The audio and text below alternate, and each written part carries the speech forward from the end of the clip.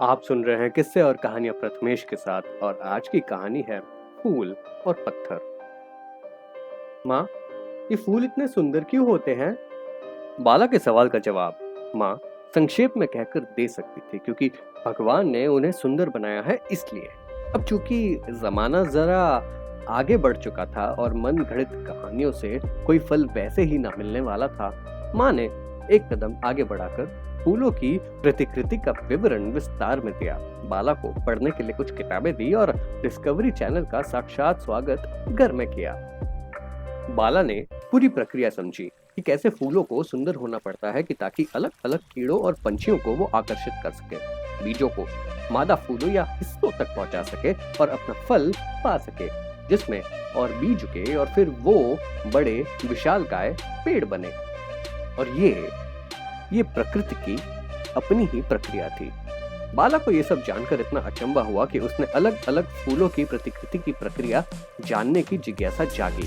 जगहों के अनुसार, जरूरत के अनुसार, कैसे पक्षी, कीड़े, मक्खियां पाई जाती है अलग अलग इलाकों में, उनके अनुसार, मौसम के अनुसार, और न जाने कितने ही पैमानों पर यह तय होता है कि फूलों का रंग, रूप, आधार कैसा होगा।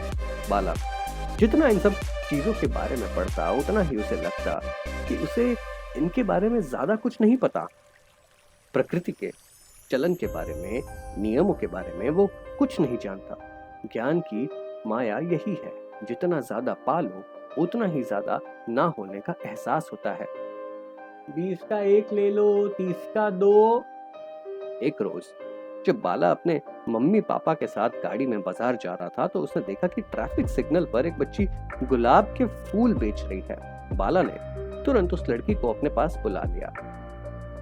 कितने फूल लोगे साहब? तुमने ये फूल क्यों तोड़े? पता नहीं क्या उन्हें दर्द होता है? रुको, तुम्हें अभी पकड़वाता हूँ। पागल है क्या रे?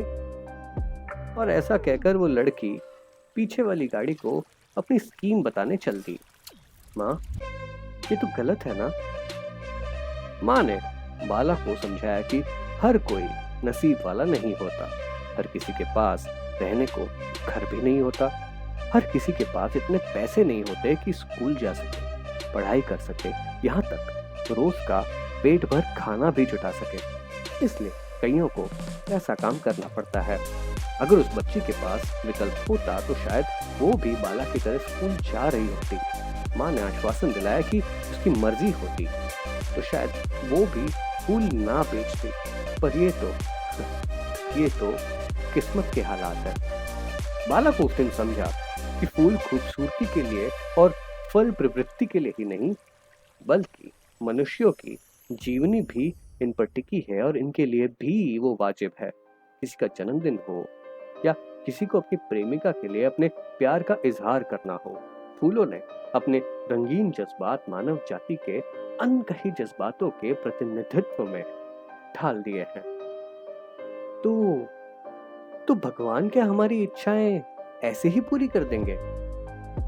रास्ते में बाला और परिवार एक मंदिर में जा रुका और माँ ने कुछ प्रसाद, दूब और गेंदे के फूल लिए।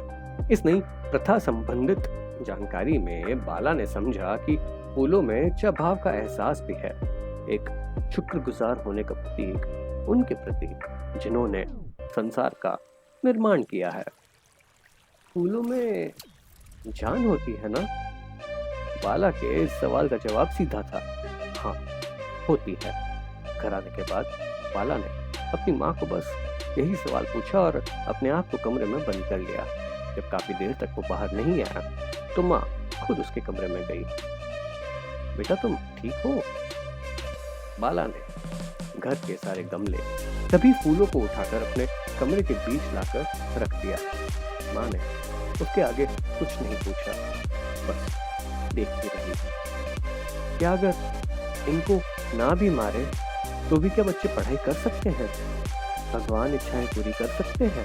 आत्माओं को शांति मिल सकती है? किसी का पेट भर सकता है? प्रेमिका हाँ बोल सकती है? क्योंकि इनको मारते रहे तो हमारी इच्छा शांति और प्यार में देने के लिए कुछ वैसे ही नहीं बचेगा। धरती से पेड़ कम हो जाएंगे और फिर हम सब भी नहीं बचेंगे। यही होगा ना माँ?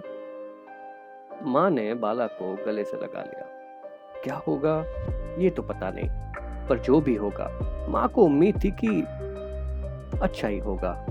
फूल बहुत ही सुंदर होते हैं, काश बाला के साथ साथ हम सब भी ये बात समझ पाते और उसके बारे में कुछ कर पाते। शायद बाला की कहानी से ये बात हर किसी तक पहुंच जाए। अगर आपको ये कहानी पसंद आई तो इसे लाइक कीजिए, शेयर कीजिए और सब्सक्राइब कीजिए इस चैनल को, और पेड़ जरूर लगाइए। आप सुन रहे थे किस्से और कहानियां प्रथमेश के साथ। अगर इस कहानी का ओरिजिनल ऑडियो आप सुनना चाहते हैं तो उसे सुन सकते हैं आप सिर्फ और सिर्फ कुकू FM पर। कहानी सुनने के लिए बहुत बहुत धन्यवाद।